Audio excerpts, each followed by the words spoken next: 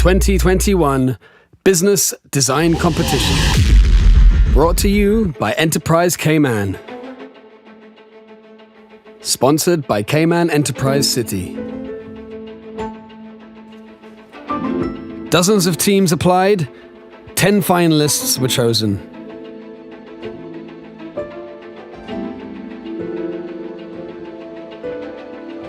But there would only be one winner of a grand prize worth over $25,000. Everyone else gets a chicken dinner.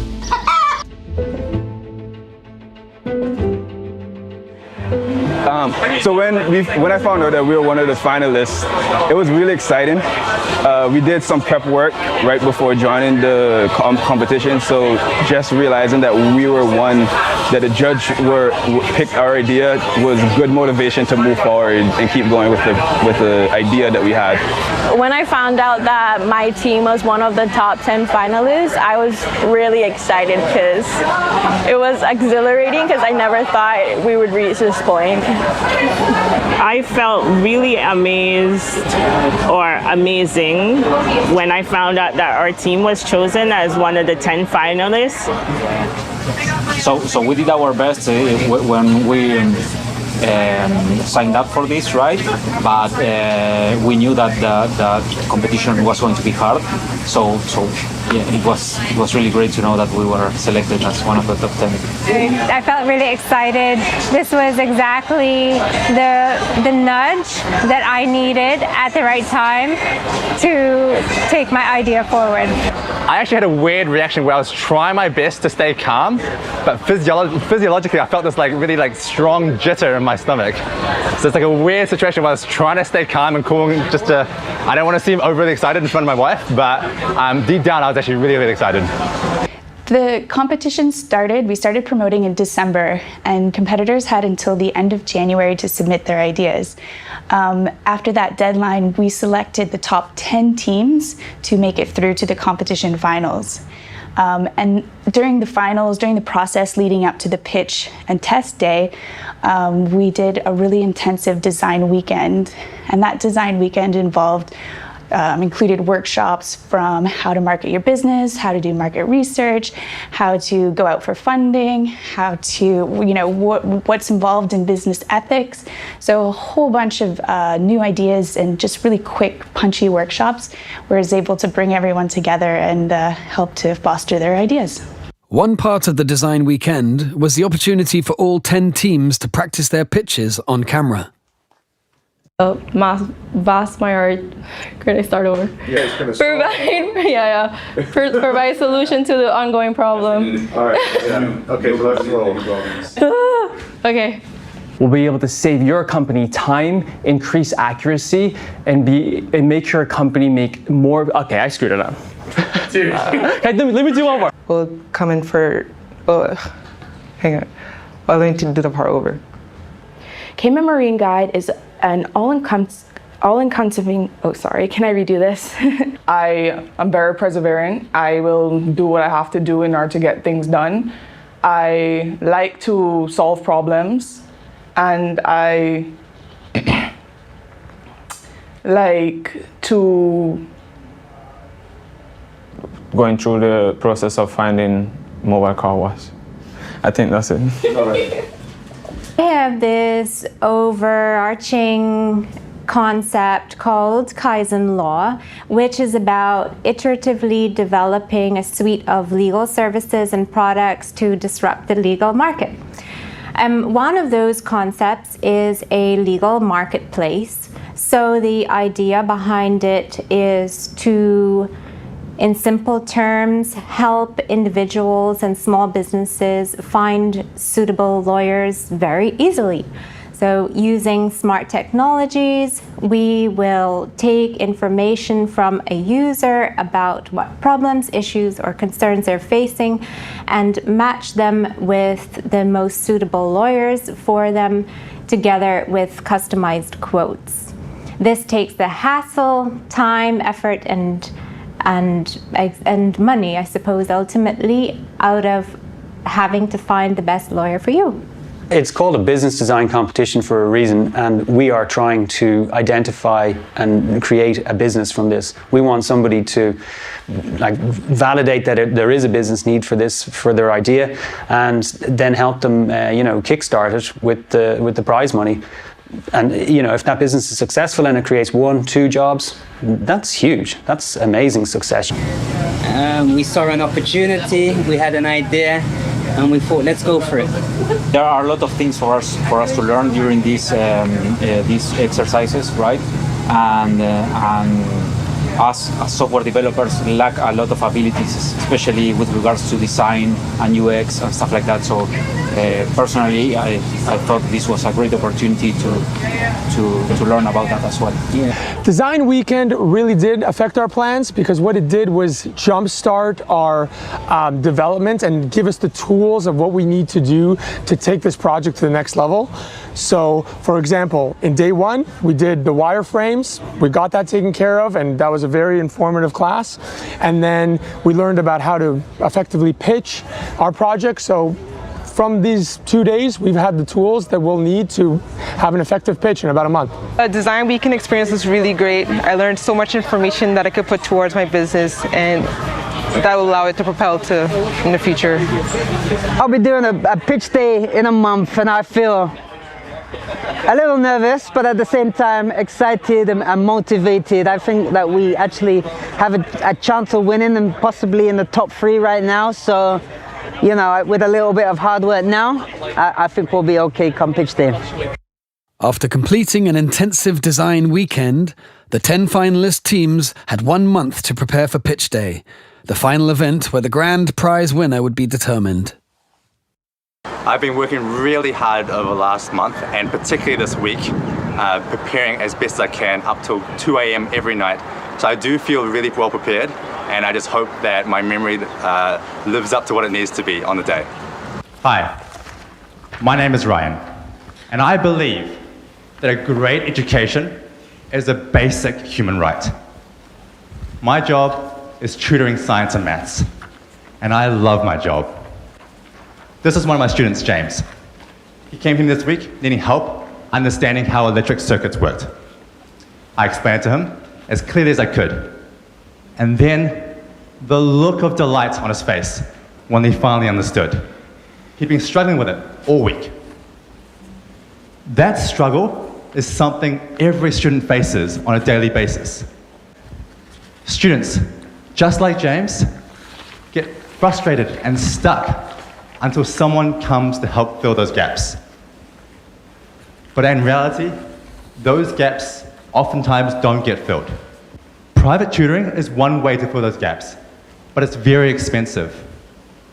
Wouldn't it be ideal if those lessons were free? Now, free private tutoring in person is just not scalable.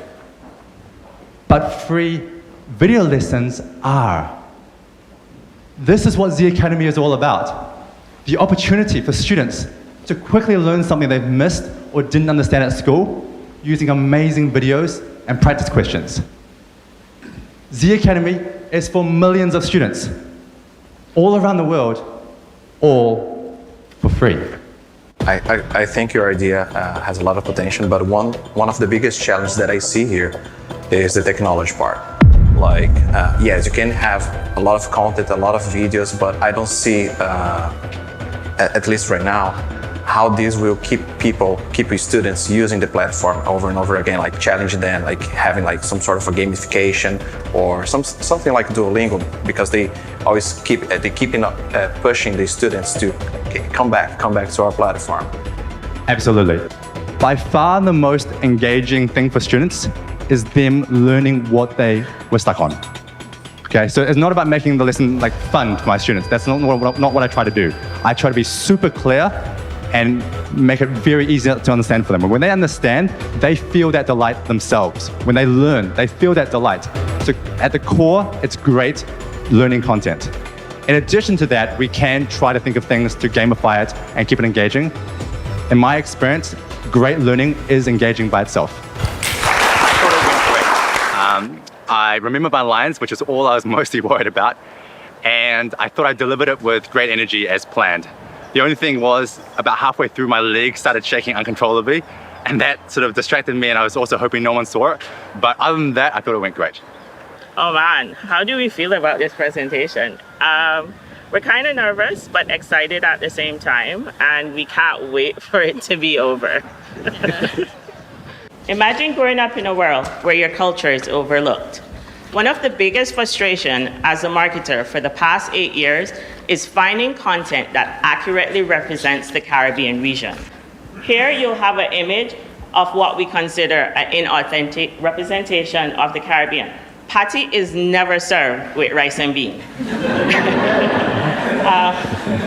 In 2020, Getty Images stated that they know that their platform lacks diversity and inclusion, so we know that there is a gap in the marketplace. How does Caribbean Image plan to solve this?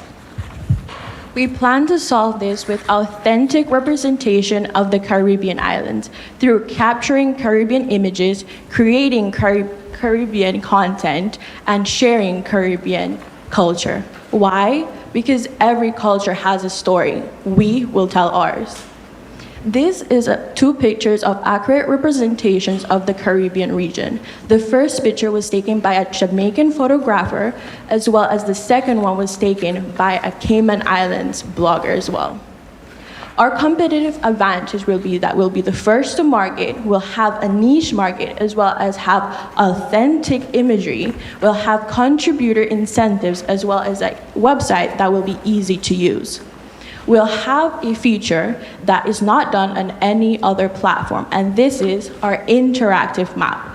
We want to curate a visual experience of all the Caribbean islands through their attractions, the food, the people, the culture, the entertainment, and even their sports. So let's talk a little bit about money. As a user of the site, what's the kind of pricing model? Am I paying per photo, or do I subscribe and I have unlimited access to photography there? And how does that compare to like the pricing that you get at Getty or at iStock or Shutterstock? Or... Awesome question. So on Shutterstock or iStock or Getty, their starting price is about $49 for individual downloads in a pack. Our starting price will be about $35. So you'll get individual downloads of 5, 10, 15, or 20, or you could download per image if you just want a one-time use. No commitment. Then we move on to our subscriptions. So if you're a media company, for example, then we'd have subscriptions that are subscriptions for multi-users. So if I'm a single marketer and I own my own firm, then you have that one-use subscription. And then for media companies, we have multi-use subscriptions where we ensure that all your users are legally covered for the content that they're using. So there's several pricing structures throughout it. I have a question. So you're looking at a lot of content, and this is obviously your intellectual property. How do you plan to protect this from people just screenshotting and basically taking their Adobe Photoshop? I mean, what do you have for prevention to actually protect your assets? Okay, so that's a very good question. And we're going to ensure that we have watermarks on all our images, and not just one watermark in the middle like we saw with Shutterstock. What we're thinking of is having several watermarks throughout the image so that even if you screen grab it, you won't be able to like crop and use the image itself. Good answer. It was very nerve-wracking. You think you're going in calm, and then as soon as it starts, all the nerve starts to take over. But I think we really got through the points and the stuff that we wanted to feature about our business idea. We practiced all night last night, and we practiced this morning. We presented in front of our parents and our friends, and we feel like we're very ready. My name is Abigail Turner. And I'm Alicia Turner, and we're the owners of The Pet Chaperone. To all the pet owners out there who are looking for an extra 30 minutes out of their day to improve themselves, The Pet Chaperone has found your solution by bringing you K-Hound, Cayman's first on-demand dog walking app and pet care services app. This is Carrie. She is a 28-year-old lawyer who lives in a one-bedroom apartment in South Sound. She's single and has no family, but she has a lovely dog named Bella. While at work, Karen decides to stay back for an extra 30 minutes to work on her business. But then she remembers that Bella needs her evening walk. She also remembers seeing Kayhan being advertised on her Facebook page. So she downloads the app, creates a pet profile for Bella, and signs up.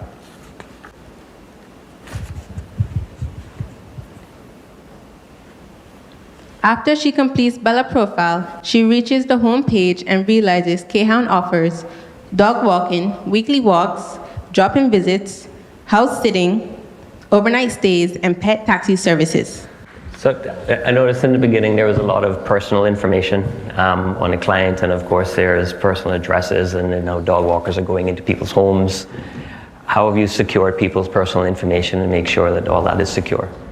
Right, there will be a privacy policy to where these users will give us permission to have access to their profile and their information, their dog's information.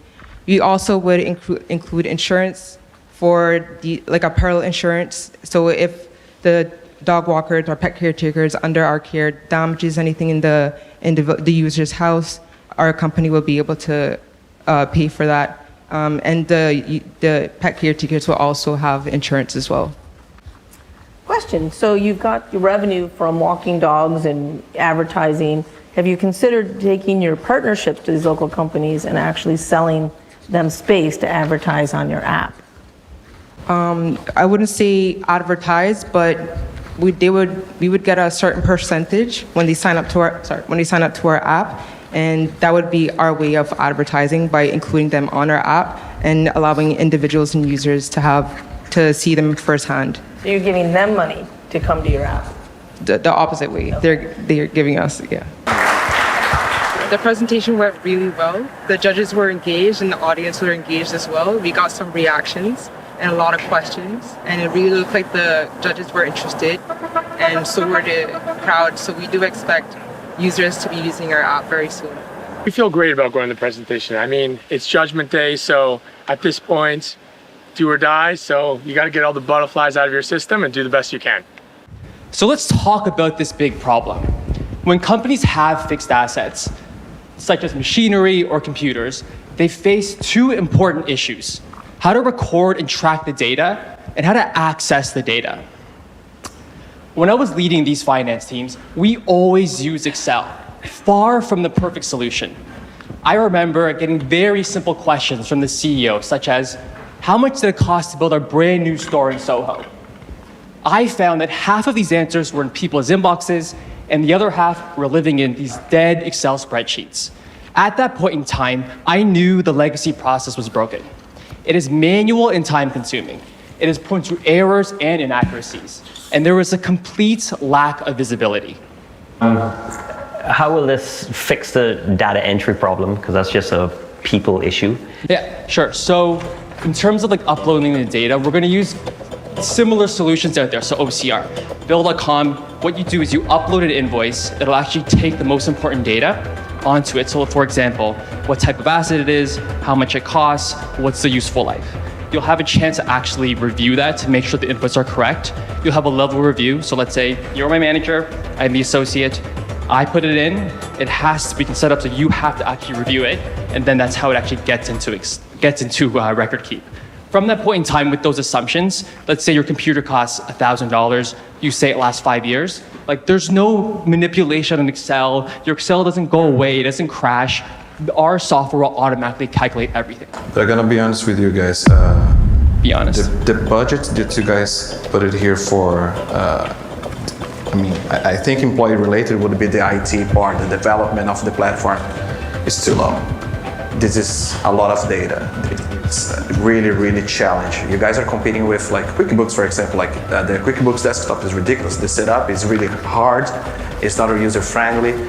And building this platform, from my perspective, is the biggest challenge. Great, yeah. So we have when we have a low base and best scenario. This is definitely our base scenario. We have about $3.4 million cumulatively. So this $2 million in cash is year 5 alone. So by year 5, we'll have $3.4 million of excess cash. So we would love your advice. Hey, because I never built a software before, you would come to me, hey, I think this is a little too low. Can you level set with me? So I've projected my venture capital funding, my seed round, where we have $3.4 million of excess cash. What do we do with that? Great idea. I thought we did pretty well. We explained the problem, we explained our solution very clearly, and Vlad did an excellent job of like showing the potential. Who does it reach? Clement did an excellent job of explaining the product and showing what we're actually going to solve. A little nervous. I could have been more prepared, I suppose, but I'm glad that the day is finally here and it will be over soon. Hi, my name is Tricia, and my startup is Kaizen Law, to solve Cayman's access to justice problem by 2030. What is Kaizen Law? It means law made simple. This is an online legal marketplace. Imagine LegalZoom. You will have seen the ads. It's based in the United States. It has a collection of legal documents that can be downloaded by the user for a small subscription plan. We will do the same, but we will go far beyond that. We are targeting initially the legal market for small businesses, bridging the gap between small businesses on the one hand and solo and small practitioners on the other who service them. So I'm wondering if there is enough people without the knowledge and money to get their own lawyer that would actually need your services. Well, there is always going to be a limit to scalability within Cayman with any service solution. We recognize that this is home and this is where we want to start. It is the perfect size population to test this type of model. The long-term idea is to scale internationally, sort of thing.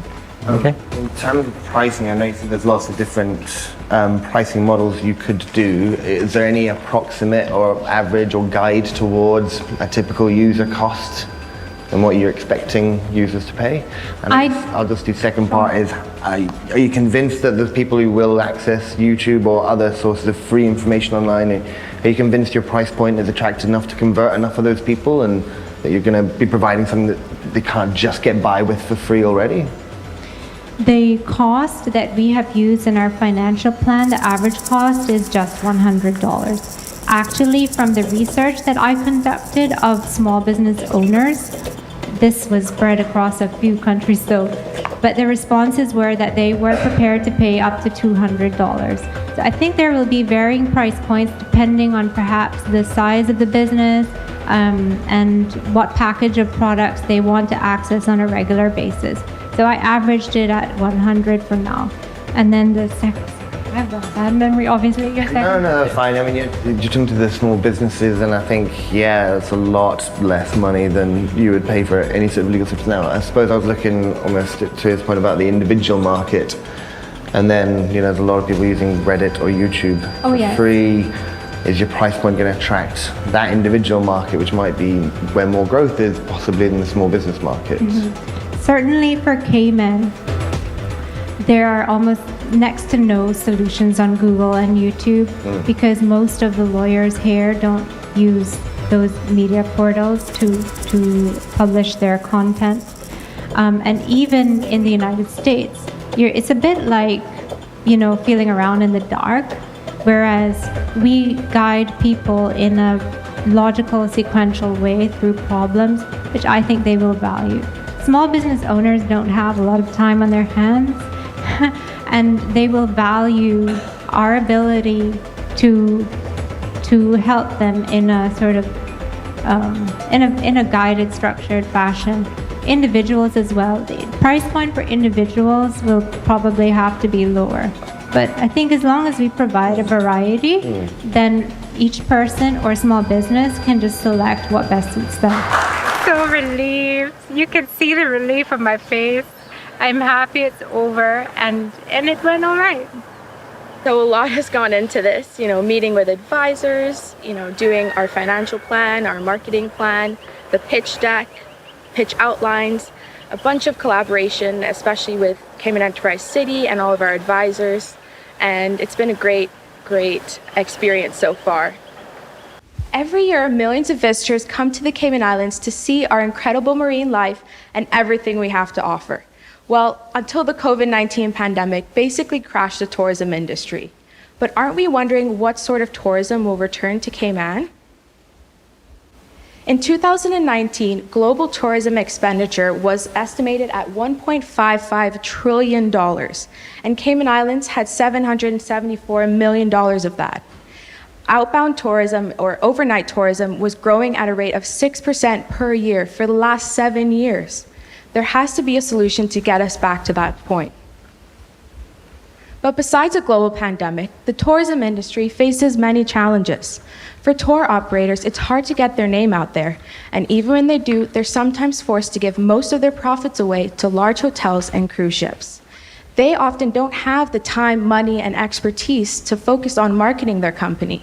They need to focus on what they do best, and that's sharing their experience and their passion for the marine life with visitors. Now, on the visitor side, it's hard to find a trusted tour, and one who also takes into account health, safety, and sustainability. A recent study showed 73% of consumers want to know their impact on the environment and would change their impact if they could. This is a huge trend coming on. People want to know where their money's going and how they can do to help and reduce the impact on the environment. Our solution is an interactive map, an interactive platform for marine and environment education, and will also curate local sustainable tours via our booking platform. It returns to the Cayman Islands and sites it is. How do you plan on working with those passengers and those customers for the sustainable app and competing with the onboard booking systems they have? And I suppose that is there an issue with you with the ethical side of cruise marketing with your business? And what's your commission rate that you'll be taking from operators compared to their rates? And they would be probably the largest day-to-day bookers in a pre-COVID economy. So to answer the first part, cruise ships, they definitely have their tour packages, and that's a pull on them. We believe by having strong SEO and getting our name out there when consumers are researching where to go and where to find, we hope to be their first option. And we hope that they will choose that because of where our platform is, and it'll be right there. So they'll choose us first, basically. In terms of the commission, we have a rate around 15%, 10 to 15%. That's generally competitive towards commission rates in the industry right now. Yeah, I mean, that's probably about half of what the cruise would take off them. In terms of the front end price, if I'm booking my cruise ship, I can just book right there, I'm on my ship, or I have to go and book and find you and pay. What's your price going to be to me, the user? Will it be the same, or will you be more affordable than if I booked through the cruise ship or less? We hope to be more affordable, but at the same time, we can also charge a premium for having the sustainable aspect and showing that. So that's probably where we're going to go with that. The judges were really attentive. They asked some questions, definitely challenging ones. So it was a great experience to get their feedback and just try and get put on the spot a little bit and test our knowledge for our companies. Well, we are all looking forward to this presentation. We put in a lot of work, so we are excited to demonstrate what we worked on. In today's society, everything is about speed and convenience. But what about booking a service for when you need it? The current process is time-consuming, unreliable, and we all know that searching can be annoying. BizHub will change that, starting with mobile car wash services.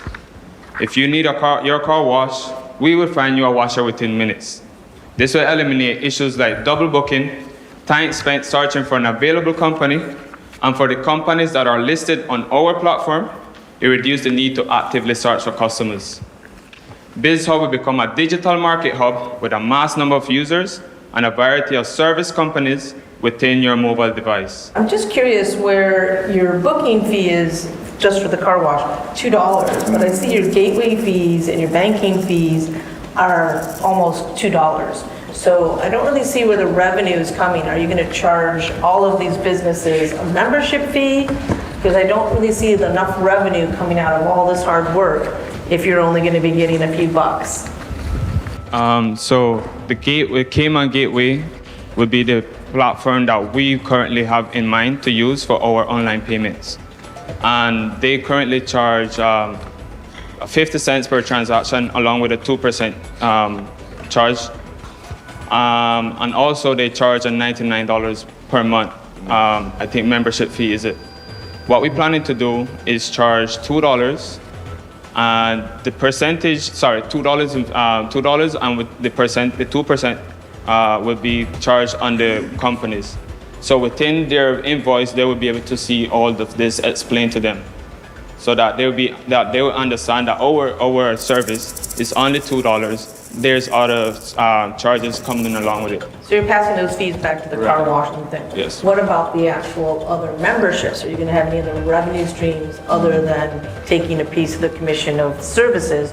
Are you going to charge for advertising? Are you going to have other revenue streams to pull in? Yes, ma'am. So we also will be adding our ad slot as one of our revenue stream.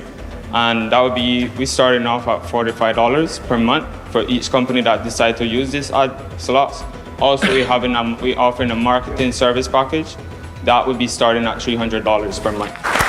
So after doing the presentation, I feel kind of relieved and kind of more relaxed. But during the presentation, I was a little nervous. It was really it was an impactful moment of seeing the judges and all the crowd. But I think we did a really good job overall. I think those nerves have kind of washed now, and I'm just raring to go and get it out the way.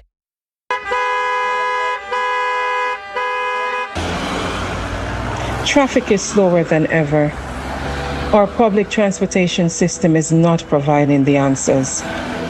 Our road infrastructure is insufficient and does not allow for a lot of room for improvement. And on top of this, our environment is being destroyed by vehicle emissions and the development of new roads.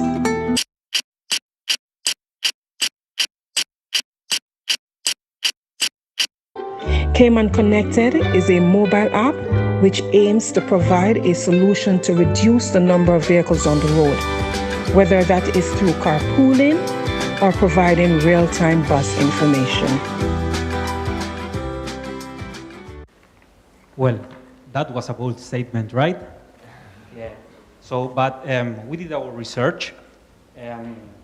We looked into data provided by the Cayman Islands Police Service, and we compared it with data from Florida Highway Security Service, Safety Service. And so we ran our own survey and found out that most of the responders work from Georgetown to West Bay, right? So those were 91% of the responders, and 56% of those live past what is the Hurley's roundabout. During rush hour, it would take somebody 58 minutes to get to Georgetown, as opposed to 15 minutes any other time of the day. Cayman Connected will be Cayman Software Factory's first mobile offering. The user-friendly, easy-to-navigate mobile app's main goal is to help tackle our daily commute woes by reducing the number of vehicles on the road while facilitating cost reductions, helping the environment, and social interacting. The free-to-download app will be available for both Apple and Android devices and will contain two core features: carpooling and real-time tracking of public buses with seat availability. However, Cayman Connected has the potential to be so much more, with future plans to add bike and scooter pooling, taxi sharing, a platform to license the use of the app's data, smart in-app marketing utilizing GPS technologies, as well as offering maps, ferry info, school riding, pooling, and so much more. Cayman Connected aims to be the one-stop shop for all Cayman transit needs. Cayman Software Factory is a software development company founded in 2021 by Cayman local residents Emilio Ceroloni and Des Harris, who have over 40 years of combined software development experience working for large multinational organizations. The company is focused on developing technology that addresses real issues within the Cayman Islands, frustrated with a lack of mobile apps not available for downloading. The issue that I have is that I don't find that you're going to reduce the traffic by 50% or simply with software. Software alone will not address the issue, but software will help. It's a cheap way of of reducing the traffic without spending vast amounts of money on roads which are detrimental to our environment. It's been a long process, and we feel good that we delivered. Yeah. Nice. So how was it? Well, I think I was pretty nervous at the beginning, but everything became better. Yeah, it's the presentation, and I think we were hurried a little bit. I think we lost a little track on time, but that's only because we're so passionate about what we do. Yeah. We feel excited, we feel nervous, but we are ready to hit this out of the park. $861 billion were made by U.S. merchants last year from online sales. $174 billion were COVID-related sales. And it all comes down to time. The consumers who switched to online shopping during the pandemic, when we asked them why they switched to online shopping, the biggest reason was time. Time is money. We no longer have time to do a lot of things. For example, when we want to go to work, we don't walk, we drive. When we want to talk to our friends and family, we don't mail letters in the post box, we just call them. And when shopping in person became inconvenient, we turned to online shopping. Now, personally, when I was working and attending school at the same time, I had no time to think about anything else. It was stressful, like super stressful. No, seriously, stressful. I'm telling you, I wanted to shop, but I couldn't. And I know other people want to shop, but they can't. Because the big problem is we don't have time. Thinking about browsing stores, checking prices, or worse, being stuck in traffic, going to multiple stores if one doesn't have what you need is exhausting. And as we all know, traffic in Cayman is the bane of our existence. No, seriously, I had one person hold traffic up, and in turn, he only went to Wendy's. Like, it was crazy. I created K-Delivery to give people like me the time to shop. K-Delivery, our easy-to-use website, gathers all the local stores in Island in one place, saving you time and money. The locals can shop island-wide from the comfort of their own home, and we home deliver straight to you. Great idea. But I see here that I'm missing a few numbers. For example, you're gonna list products that you're not selling those products. Like if it's from another merchant, it's more like a so we're more like a middle ground marketplace. But you are the one processing the payments. Yes, we'll be doing the deliveries as well. These fees will be pretty high because you're gonna be paying for the transaction, for every transaction made on your website, and the costs are not here in the first year for the bank charges. Charging the merchants just a fee, it's not healthy from my point of view, because even if you scale like 1,000 merchants on your platform, you're not gonna make enough money to pay for the operation. And for the delivery operation here, I see you probably will have just one driver or maybe two. It's really hard for you to scale, but the potential of this product is huge. Yeah, so what happened is when I initially made the financial plan, I'm not expecting the business to take off right away because there's a lot of marketing to be done. There's a lot of convincing other merchants to trust us with their products and to deliver the service. And the reason why the delivery fee is a fixed fee of $5.99. So it's not a big enough number that it will scare the customers when they're using our product. And after doing the numbers, it does cover our costs over time if we just have one or two delivery drivers. But as you said, we do need more delivery drivers, and that's why we'll have like other goods and services on the product, on the website to cover other costs. So for example, after we settle down, we put our roots in the ground, we're planning to have other things like same-day delivery being a little more expensive when people get more comfortable using our products. We will start to give advertising charges for people who want to use our website other than using as a merchant place. And we'll have like other services and goods that will eventually join on to make us money. But this is just a rough draft of what the first year will look like. Presentations are always a bit nerve-wracking. However, I feel more prepared than I was 1 week ago. I took the time to review the material, read up on several sources to be able to present credible support for the argument of our company, Payment Transfer.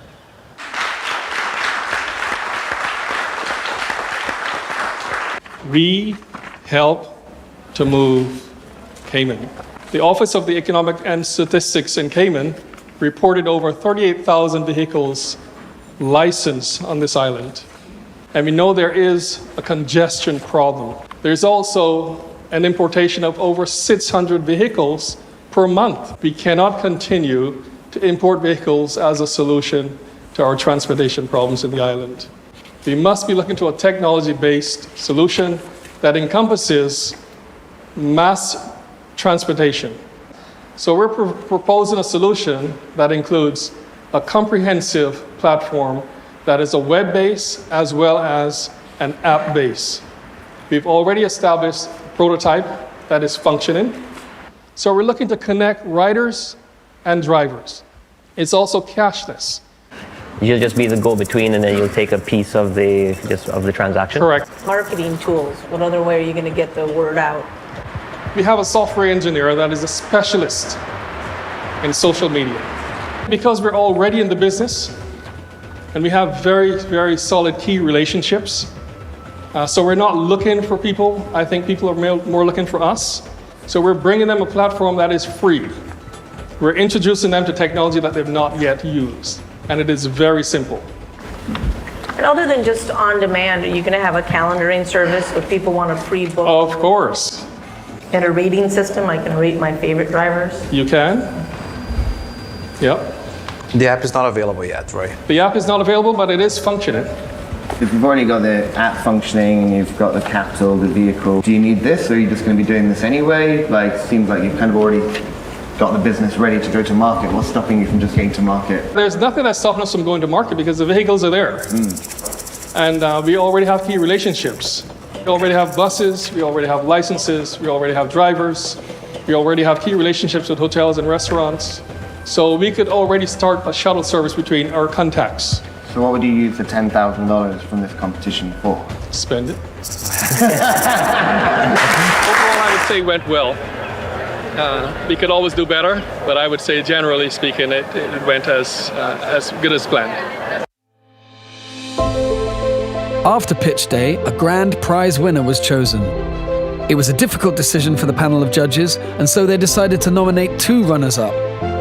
A creativity award for a novel, inspiring idea was given to Trisha McDoom of Kizan Law for an idea that was considered new and unconventional. I feel excited and surprised at the same time. I don't really consider myself very creative, and so I'm so pleased, and I'm happy for everyone who has been through the competition, and I'm excited about taking the opportunity forward now. A Community Impact Award was given to Ryan Zhu of Z Academy for the business idea most likely to have a positive effect on the community. I'm speechless. I did the worst on-stage speech that I did not expect to win, so I'm still a little bit shocked even right now. But feeling amazing right now. And the winning team, who took home a grand prize package worth over $25,000, including a $10,000 cash prize, complimentary business setup from HSM Law Firm, a marketing package from Massive Media, and other perks from our sponsors, was BizHub. I feel very grateful for this opportunity, and we're just looking forward to what's next. We're just ready to get this ball rolling. Honestly, it's a dream come true. We worked so hard in this, and it was indeed a surprise that we won, but I know that the hard work that we put in and the business idea in general is a good one, so the judges saw that, and we are thankful for them for picking us. I feel very excited. At least for me personally, this competition was just like to push our idea, have something to actually like push us and keep us going. it's kind of nice that all this hard work is a reward at the end for all this hard work. It just motivates me, just want to work harder and see what more rewards we can get out of this, what more lessons. And of course, all the networks that we made, all the lessons that we've learned in just 4 weeks, priceless compared to the reward. Very grateful for this opportunity. We want to foster new, creative, innovative ideas so that they have a platform to really spring from. The support, the space, just the network and the environment to be able to support new businesses has been something that we've always been really driving to do.